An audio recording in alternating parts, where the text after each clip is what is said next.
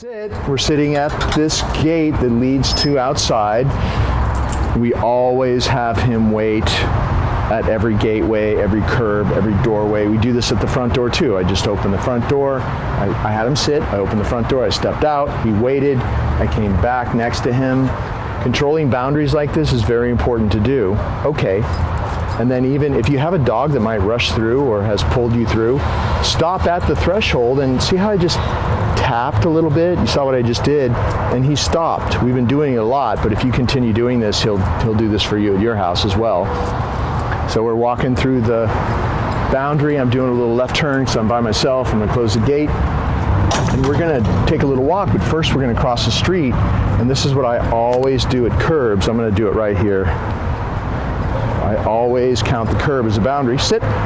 It's actually a super important boundary. And if you were always to do this on walks, even if he's on free time, and then you call him to come to you when you're going to cross the street and you do this curb boundary training, he's very excited. It's the hardest for him to do when we first come out because he's excited to be out in public. And if he pops up, you say no. Also, you can't see it, but there are dogs walking across the street, so he's a little bit distracted. So you say no. Just reset him by stepping into him like I just did. And if you have to do it twice, you got to do it twice. You say no, and just reset him. And it's the other dogs across the street that are tripping him up. I'm just going to walk around once because we almost had it the first time, then he popped up. And now we're going to cross the street. Okay. So I count the curbs as very important boundaries, and if he's always, when he's on walks, if he's always practicing that boundary routine, if he ever is loose somehow, he's way less likely to just race across the street. If you, every day you're taking him on walks and you're practicing the boundaries like that, sit, he's just not used to just pulling you out on the street anymore because every time you come to a curb, you do that. And then, so we cross the street, I have him sit, and over here, once we're back on the sidewalk, go. And now it's free time again, and we can have a relaxing walk, and free time, he can pee and sniff or whatever until we cross the next street. We're going to get surprised by a dog. We're out on our walk, and I want to show you how I handle him when we see a dog on the street. Oh, look at that. Come. I'm going to call him back to me. Good. And you see this dog is, so come. I'm going to have to back up, so you have to back up there, or else you're not going to catch this. Come.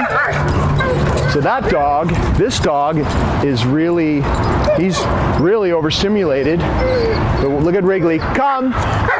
Even with that, all I have to do is use the training. I call him away, and he comes my way. Come. And he may be like, he's rising to the challenge of this dog. But you see how the leash is loose the whole time? And just use the training. When this happens to you, come. See that? Just do that. I don't even have a treat in my hand. Good boy, good boy. When you back away, he's drawn to you.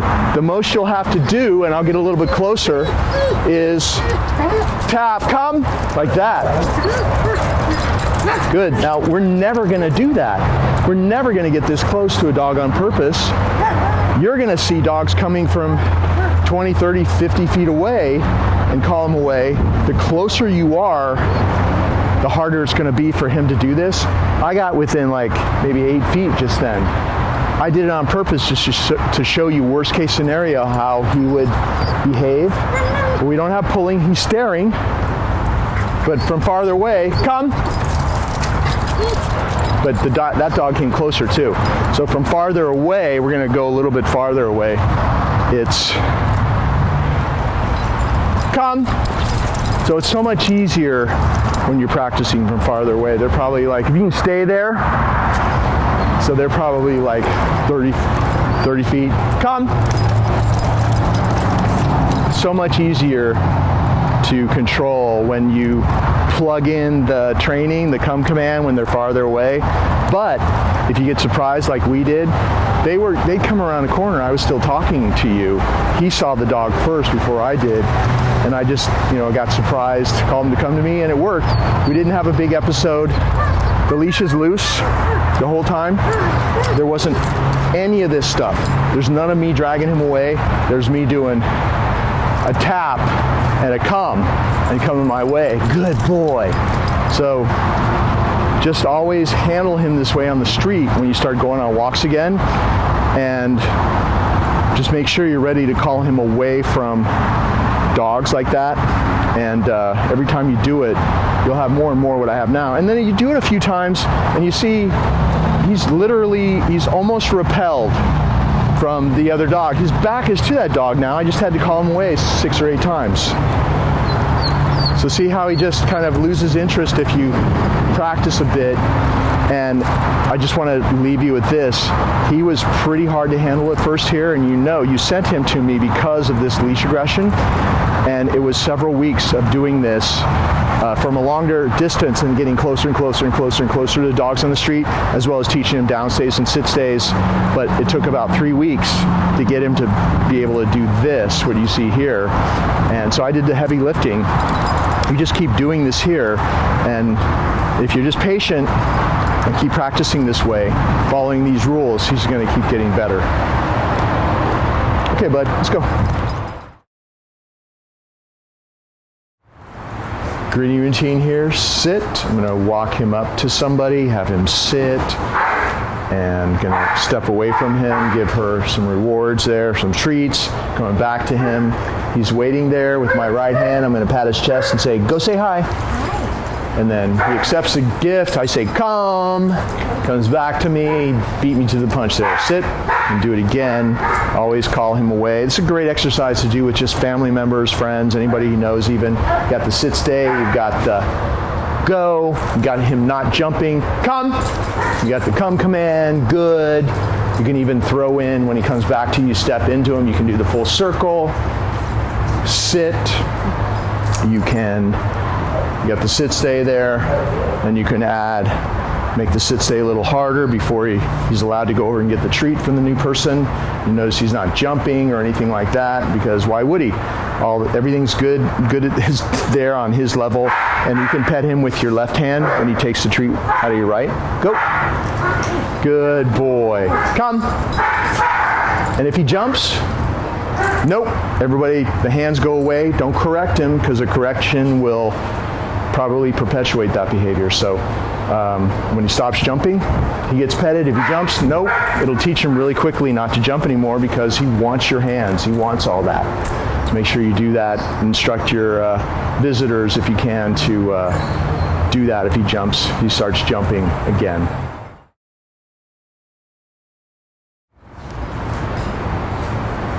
I'm going to walk Wrigley up to the mat. We're going to have him sit, and then make sure that he waits to be allowed to go over there. And I would have said no and tapped him. Instead, I was talking to you, so I just tapped him. You see, he stopped, staring at the camera person. Not used to being filmed. Go to your mat, down. And we practice this. This is an exercise that I did the first day he came here. Good. And doing this exercise is why he has a really good downstay without the mat. Sort of doing a little impression of what he did in the beginning. He was a dog that his feet would be there, but his elbows would be this far off the ground. So it took a while to get him to have a downstay where he'd really be in a down, he'd really stay there, and I could even walk around him like this. We have graduated to doing a lot more than that. He can handle this pressure on the leash, so he's not getting up and running to me. See, notice the way I'm rewarding? I'm walking towards him. I'm not going like this, which could lure him to jump up and grab it. I'm stepping in like this and coming towards him from in front. I'm putting the little treat there. He's waiting. See how he's waiting? Good. Make sure that you insist on that. That was probably a good 3 seconds or so. But if he tries to touch your hand, let me move really close, see if he'll do it. See how nope. If he tries to touch your hand, like try to take the treat or something, pull back and say no. He has to respectfully wait, tell you withdraw, good, say good when he takes it. There's a whole bunch of things you can do if you're in your backyard, in your house, where you can drop the leash. It's safe for you to drop the leash. Do all sorts of things. I'm going to just go out this gate, leave him alone in the yard, just as an example. Now, if you're ever having a problem doing something, you can remind him what to keep doing if you think this whatever you're about to try is kind of difficult. So if I'm doing something with him that he hasn't done before, or he's had a problem with this, I'm going to remind him down. I'm going out on the street, leaving out at both gates here, slamming the door, coming back. If he gets up, I'll show you how to reset him. But he's pretty good. He's got a pretty solid downstay. So that's just an example, but of course in your environment, in your house, you can practice all sorts of things. And then, good, the reward, I gave him 2 pieces instead of 1 because he does something exceptional or difficult. Reward him, give him a bigger reward. He'll know the difference. Don't give him a big reward for doing something super simple that he's done a dozen times. It's something he hasn't done that much, or maybe it's the first time he's done it correctly. Whoa, that scared me. Big noise next door. Okay. I'm going to reset him. And that can happen. You know, he's a pretty skittish dog. We have neighbors that are very noisy next door. I'm putting him back. And I think I reset him several times there. Did you see how I did it? Because I wanted him back to where he was before. So right now, we're shooting for a successful ending to this exercise. Hey, buddy, look at this right here. You want the treats? And before he pops up or before they make another noise over there, this is how you release him. He waits until you come next to him. You pat your leg and say, okay. You have him sit, and then you release him from a calm sit stay after he's come off of the mat. Go. This mat, when you've released him off the mat, make sure you pick it up right away, because it is a very exclusive place for him to go. As you saw, he needs permission to go on. He needs permission to come off, and you pick it up right away. The reason that this is so powerful is that he only performs or practices. See how the jumping thing works? You try to jump on the camera person, she said no, he stopped immediately. He only practices one specific behavior on this mat, therefore, whenever he goes here, come! I'm calling him away from the camera person. Good boy. Therefore, after a while, he goes on this mat, he knows exactly what he's going to do. It's, just like a reflex. Even though he would go into a down anyway, you still say the command. But it's a very powerful way to teach him a downstay. And you get a more solid downstay quicker by using a specific piece of fabric to put him on. And this is a mat that has a rubberized bottom so that if you're on a slick floor, it doesn't scrunch up or slide around.